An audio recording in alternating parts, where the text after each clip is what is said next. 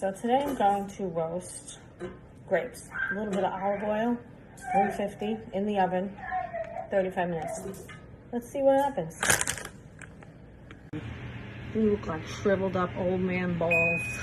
I'm gonna roast them a little bit longer till they're crunchy. So there it is, roasted grape on a cracker with a little bit of goat cheese and a sprinkle of cinnamon. Okay, so here we go, roasted grapes. Good. It's delicious. The cracker was shitty, but it was good. Try it. It's like jelly, only better. Okay, so I think we should just try this on a plain saltine cracker.